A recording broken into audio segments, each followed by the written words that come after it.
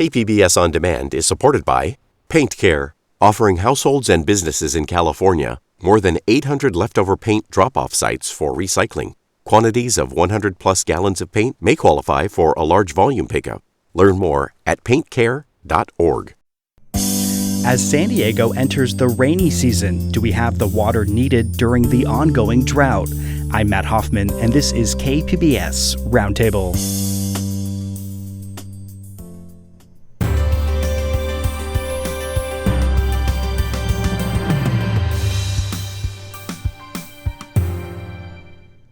KPBS On Demand is supported by Paint Care, offering households and businesses in California more than 800 leftover paint drop-off sites for recycling. Quantities of 100-plus gallons of paint may qualify for a large volume pickup. Learn more at paintcare.org. Despite some recent rainfall, a historic drought is continuing its dry spell across California. Regulators are asking residents to conserve water wherever they can, as millions of dollars are being invested in infrastructure. Local water officials say the San Diego region is better prepared, but that could be changing. For years, officials have known that local reservoirs and dams need some major improvements. And while emergency repairs are underway, there's questions about their long-term viability and the potential impact on already rising water rates. Joining us this week are KPBS's environment reporter Eric Anderson, Voice of San Diego's environment and energy reporter Mackenzie Elmer is back, and David Garrick is here. He's the City Hall reporter with the San Diego Union Tribune.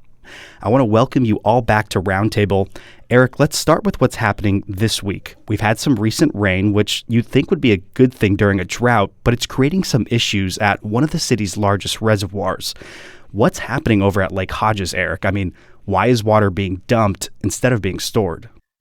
Well, when you have a 104-year-old structure that's been holding back water for over a century, things are going to wear and tear on that. And the city discovered that about a year ago. They began a repair project. Once they lowered the lake levels to start that repair work, they found that, well, the dam isn't in as good a shape as we thought it was. So, we're going to have to do some more repairs on it. And they had to keep the water level at a certain level, I think it's like 275 feet above sea level, to make sure that there's not too much pressure on the dam while those repairs are going on. And what happened was, big surprise, we got rain. And rain meant that 248 square mile watershed that feeds the Lake Hodges Reservoir started to fill it up. And the city said, look, we need to raise the level of the lake by about 2 feet. That's some 250 million gallons. The math people figured that out for me. I didn't do the numbers there, but 250 million gallons of water that they feel that they need to release to keep the water level at the safe level while these repairs are going on. And to be clear, Eric, I mean, the whole point of reservoirs is literally like to store drinking water, or? Yeah, it is. It's to capture drinking water. It's because the water that falls out of the sky is basically free. So it makes it very cost effective for the city of San Diego, where the cost of water is very expensive. And we'll talk about that a little bit more, I'm sure. But, you have to recognize that the city has 9 reservoirs, there are 9 reservoirs scattered around San Diego, and that's only about 10% of the drinking water that we have. So we still import a lot of drinking water from outside of the region, as well as generating water, along the coast at the desal plant and soon from the pure water plant that the city is building. And we're going to jump into that in just a minute. David Garrick from the Union Tribune is also here with us. And David, you've done a lot of reporting on all this. And it's not just our water supply that's being impacted, but when was the last time somebody could go fishing or boating over at Lake Hodges? Yeah, it's been closed since last May, and I guess there's no end in sight with these additional repairs that are necessary that Eric mentioned, because when they lowered the level, they saw that there were more microfractures than they had thought. And when they announced that this fall, they said that the typical opening in February every year of recreational activities there, boating and fishing, was probably threatened and probably won't happen. So, if that's part of your plan to stay fit and healthy, I would say maybe find a new plan. Mackenzie Elmer from Voice of San Diego is also back with us. And Mackenzie, can you give us some background here? It sounds like a while back, reservoirs became a bigger piece of how San Diegans get their water. Eric alluded to a little bit of this, but how many do we have and how do they fit into our overall water picture? Yeah, back in the 1990s when we were experiencing a very bad drought, and San Diego only had one connection to the Colorado River, and that was through Los Angeles Metropolitan Water Agency. San Diego had experienced a huge cut in water resources because of that drought that went through Los Angeles. And so San Diego kind of went back to the table and decided, okay, we need to generate more local water for ourselves. We have to make some deals. We have to build some emergency storage. And so they did. They built a bunch of reservoirs. They made a big deal with Imperial Irrigation District out east to secure some Colorado River water through them. And in terms of reservoirs, though, that was the original question. It looks like the County Water Authority, which manages water for the region, has 24 reservoirs total. And in terms of like their capacity and how much water is in there, it's kind of all over the board. I was told that looking at reservoirs is not the best way to know how much water San Diego has. But in terms of water security, San Diego always points to this deal they have with Imperial Irrigation District that secures them enough Colorado River water to supply the region, even in times of drought. And Eric, it sounds like we import a lot of water from the Colorado River. Can the San Diego region count on that supply like for years to come? Yeah, that's a big question mark, I think, at this point. There was some reporting that was done in the West a couple of days ago that the West may be reaching this doomsday, maybe getting close to this doomsday scenario where the water level in Lake Mead and Lake Powell drops so low that it can't allow any water to pass further downstream, which, if that happens, Deadpool is what they call that. If that happens, then San Diego is not going to be able to buy water from the Imperial Irrigation District because there's not going to be any water flowing to the Imperial Irrigation District. We are not there yet, but officials are talking about that possibility in a way that they have not ever before because we are getting closer as those lake levels drop down. And Mackenzie, you want to jump in here? I just wanted to chime in. I mean, that is the concern that, the Colorado River will be so stressed out and so overused that somehow water won't actually make it down to Imperial Irrigation District, which is where we get most of our water right now. We could be at the San Diego, due to a kind of a poor relationship with Los Angeles over the years, they've really relied heavily more on that Imperial water. But as far as I understand it from officials, because Imperial Irrigation District back in the early 1900s, when Western expansionists moved out here and built canals and expanded the Colorado River water use, that Imperial water has first priority rights, which means they're basically last in line to get cut should the federal government or other deals go through to ask people to cut back on water use. And David, go ahead. Well, I'm saying big picture, though, that's the reason why there's been so much focus on pure water, which is basically recycling sewage and then desalination. The idea is you don't want to have to be dependent on all these deals and other outside things. The idea is first to have local water independence, which is tough when you're in a desert, but that's been San Diego's goal, and they've been focused a lot more on it the last decade or so with the desal plant in Carlsbad and with the city launching pure water. And Eric, the idea is that reservoirs, are they supposed to be like a safety net here? Yeah, I think that Alivenhain Dam, which is the largest reservoir in the county, was built specifically to deal with an emergency situation where we might have our aqueduct to the north cut off. Maybe there's an earthquake that interrupts the supply of water from the Metropolitan Water District. They said, we'd like to have, a 6-month supply of water available to the region, an emergency supply. And that was one of the reasons why that project was built. And the city does have in its reservoirs that emergency supply, but it's not a long-term supply. And if you rely exclusively on the reservoirs for the region's water, it's going to run out pretty quickly. And David, you've done a lot of reporting on the reservoirs, and you found that San Diego's have some of the oldest dams in the state and also the nation. And it sounds like city officials have known for a while that there's some problems here. Have reports shown that any of these dams are literally like so old that they could burst? It's not that bad. The officials always reassure us that there's no risk of a burst. But yeah, we have 9 city dams. They're ranging in age from 62 years to 110 years old. So there hasn't been a new one built in a long time. The last one was Lake Miramar in 1960. And the city last year launched a $10 million assessment of the 9 dams just to see, if there are maybe greater problems than we think and how much they're going to cost to fix them up, and maybe how to prioritize which one should come first and which one should maybe come last. But only 3 of them are rated poor. That's Lake Hodges and then El Capitan and Lower Otay. And there are none in the city of San Diego's dam system that are rated unsatisfactory, which is the lowest rating. So the news could be worse, I guess, but it also could be a lot better because there's not a lot of money to fix these up. The city is hoping that maybe they'll get some money of the big Biden federal infrastructure bill, because that did include a lot of money for dams, and there's some state low interest loans. But there's not a lot of money to fix these up, and the Hodges is the most in need of repair. There's a plan to build a replacement dam for that about 100 yards downstream, but that's going to take a decade. And then the other 8, we don't have long-term plans yet. So it sounds like the city's saying that we need to replace these dams, and you kind of alluded to it, but do they have that money secured yet? They don't, and some of them may not be replaced. I mean, the evaluation will determine which ones need to be replaced, which ones maybe could be fixed up, which ones could be adjusted in another way. But Hodges, definitely the decision there is it's got to be replaced. And I'm curious, has anybody heard from water officials? We touched on this a little bit. If reservoirs can't operate at full capacity, what's the ripple effect for consumers? I mean, I think one of you guys touched on this earlier. It sounds like using reservoirs is certainly cheaper than importing water. I'll just take a stab at this. I don't think it's going to affect the cost. First of all, just because the water is cheap or free because they collect it from rainfall and it accumulates in the reservoirs and then it's available for use for drinking water, it doesn't really substantially lower the bill of buying drinking water for consumers. San Diego pays some pretty hefty prices for the water because water that's generated in Carlsbad at the desalination plant is very expensive water to generate. It takes a lot of energy to force the seawater through the filters that remove the salt. So that's a very expensive way to get water.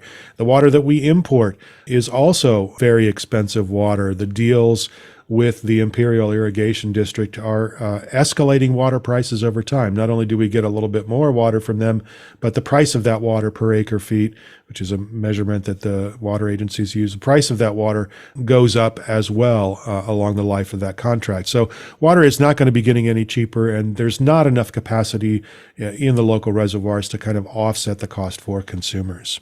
Yeah, as we mentioned before, they're only about 10% of the local water they supply. So while 10% is something, they don't impact the bills that much because it's only 10% of the supply. And Mackenzie, go ahead. Well, there was an example, though, with Sweetwater Authority that recently transferred water between its 2 reservoirs in response to the drought. They're one agency that actually relies probably the least on Colorado River water. They have their own local sources. They have a desalination plant. They use aquifer water. But they said, it was actually in a Union Tribune story that transferring this water to use more of that local supply that they have is cheaper than purchasing it from San Diego County Water Authority. And increasingly, I see water agencies looking for their own local supply. These different cities, obviously San Diego is doing pure water, and eventually they say that that'll be cheaper. I know some agencies in Eastern Municipal Water District, they're doing their own recycling plant. So increasingly, I think they're placing bets on local recycling being cheaper than importing water to the region and having to go through the San Diego County Water Authority.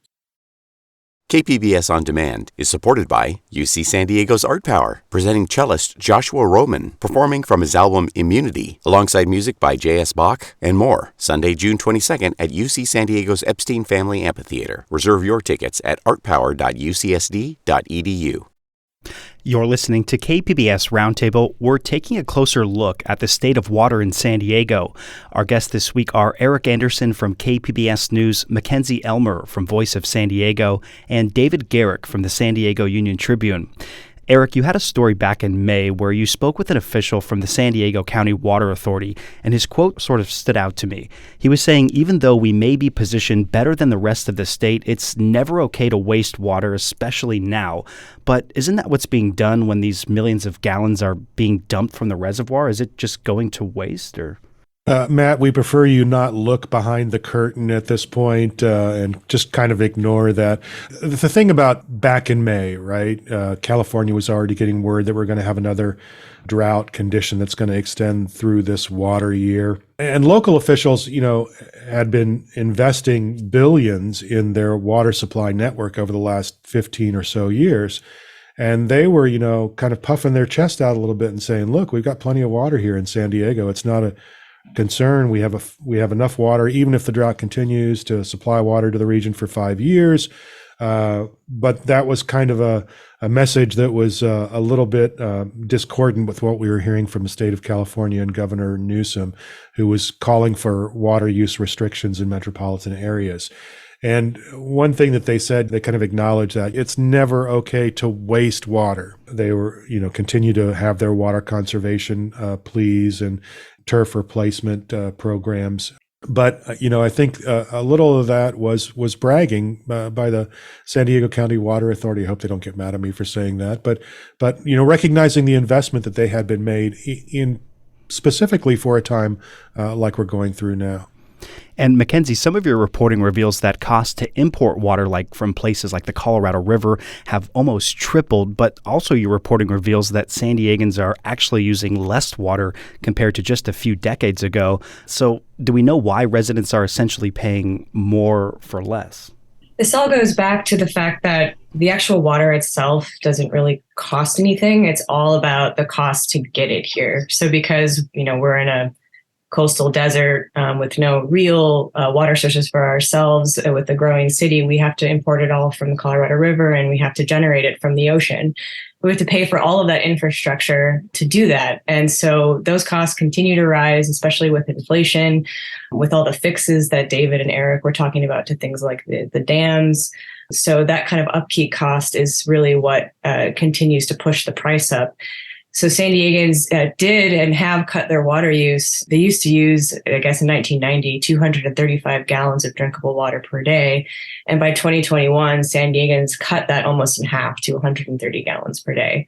So indeed, mega droughts that have, flown through the region have taught San Diegans to use less water. But yes, the price is increasingly rising due to, building out that infrastructure and maintaining it, which are costs that just probably won't stop rising. No, and I think the idea is even if you're using less water, the infrastructure costs the same. The infrastructure's there. It costs to build it. It costs to maintain it. So if you're using less water, you're not really lowering your cost that much because the infrastructure costs the same to maintain, even if less water is flowing through it. Eric, what are your thoughts? And if you build a dam or you build a project in San Diego, you're not paying for that out of pocket immediately. You're taking out bonds that are 40-year bonds. So, we're paying today in our water bills projects that were initiated 10, 20, sometimes even 30 or 40 years ago. Those stranded costs still exist. The question I had for you, Mackenzie, was you talked about how the price of water or the use of water has fallen over the last couple of decades. Is there still room to go? Can we be better with our water use moving forward? I think that if you ask anybody outside of San Diego, they would say yes. I've heard that, throughout this drought, San Diego County Water Authority has been able to stand on the fact that it has this secured water supplies from all of the money that it's spent over the years to have the emergency storage project, to have all these dams, to have the desal plant, and the deal with Imperial. And so really, while Northern California and into Los Angeles have had to cut back on their water supplies, San Diegans really haven't been asked to do that. Maybe on a voluntary basis. There's been a lot of ads to replace your lawn with desert landscape, which is a really good thing to do because that is truly the landscape here. Grass is not really a natural property of San Diego. But I'm sure that there is room for San Diegans to reduce their water use, especially with outdoor irrigation. And that seems to be something that the federal government might be looking at to further define what is a best use and a reasonable use of water. Do we need to start cracking down on outdoor irrigation? And we've seen water rates continue to rise. In fact, I just saw an email from the city of San Diego reminding residents that in the new year to expect an increase and in the following year too. But that could be changing. There's a plan to help with that, and you guys have alluded to it. San Diego officially began its Pure Water project in 2021. It's the largest infrastructure project in the city's history. David, what does that project intend to do, and where does it stand now?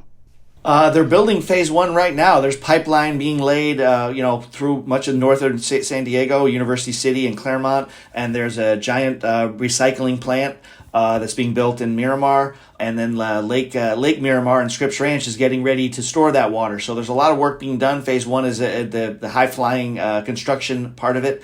And the idea is to recycle, millions of gallons of sewer water that gets purified through like 8 different processes to make it potable drinking water. It's been done in other places. It's been proved successful, and San Diego's finally gotten around to it. This has been in the works for about 15 years, really. And Mackenzie, it sounds like a goal of the project is to supply 50% of San Diego's water by 2035. To your knowledge, is the project on track to meet that goal? It sounds like that's a big jump.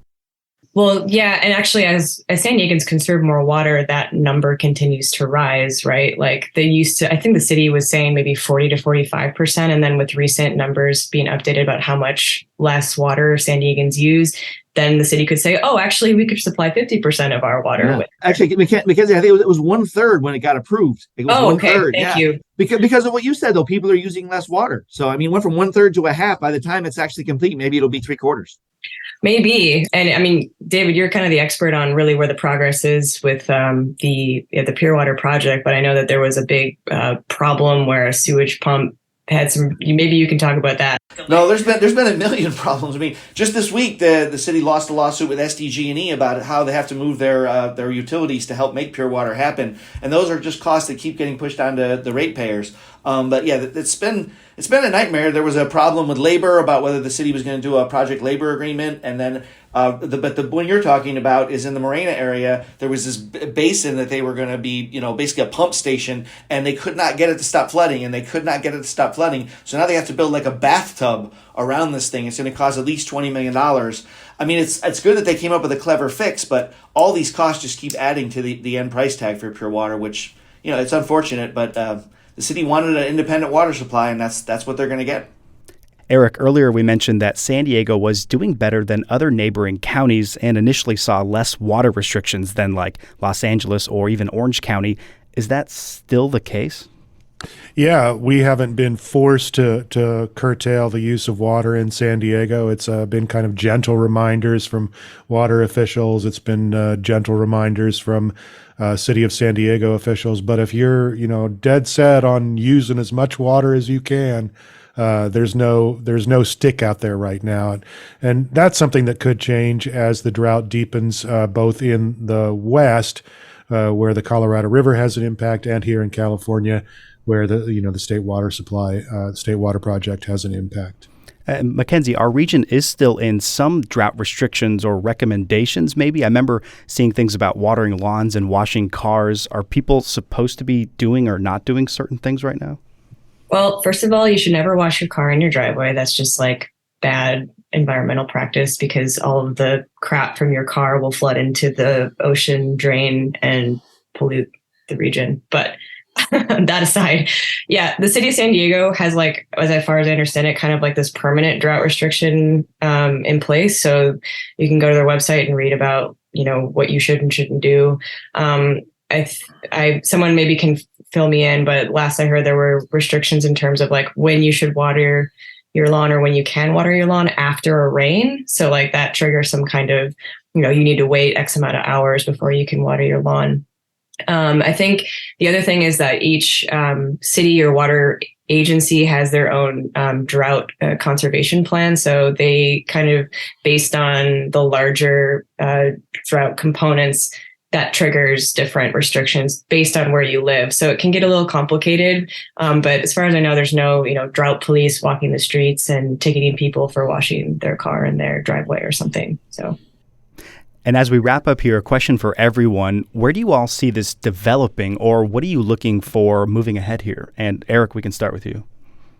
Well, I think that the big thing to watch is whether or not our ambitions about water use stay in line with the supply. And what I mean by that is, is the Colorado River water supply as secure as local officials hope?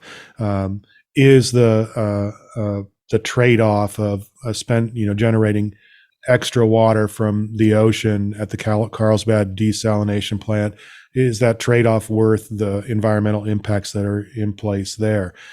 How big does the Pure Water project end up being? I think that's the big question. They said something like 80 million gallons of water a day in the first phase, but they could easily double the size of that if it works well. So those are all kind of questions that are out there. I will say this, I think that San Diego is in a little bit better position than our friends to the north because of the investments that have been made over the last decade or so. I would say long term, from a consumer's perspective, bills are roughly $100 a month for a typical family now. And with all these new costs, I just wonder in 10 years whether people are going to be paying $200 a month or $160 a month. I don't know. But I think it's going to definitely be higher by a significant margin. And Mackenzie, go ahead. Well, in terms of the climate, we're headed for, I think, another winter of La Nina conditions, which just means largely dry winter. So there's concerns across the state that, the drought's just going to continue to intensify. And, there's problems up north with the state water project there that is producing less and less water for that region. So that just further puts more demand on the already stretched Colorado River. And I know that, San Diego is in a good position because it, made all those investments to secure the water that it has. But all eyes right now are kind of on the federal government, which kind of has the ultimate stick to decide, if the larger negotiations over the Colorado River water use between the states and nations that use it, if that doesn't produce enough savings in the future, that they're going to have to start, stepping in and forcing conservation in a big way. We're going to have to end it there, but it sounds like there's a lot more to come. I want to thank our guests for this week's edition of KPBS Roundtable, Eric Anderson, Mackenzie Elmer, and David Garrick. Be sure to stream our show anytime as a podcast. Roundtable's produced by Andrew Bracken, and Adrian Villalobos is our technical director. I'm your host, Matt Hoffman. Thanks so much for being here with us. Have a great weekend.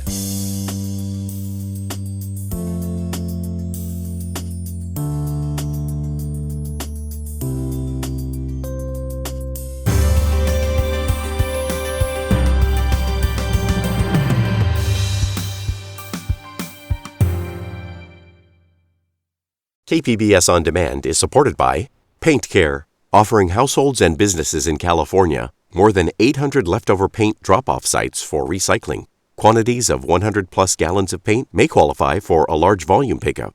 Learn more at paintcare.org.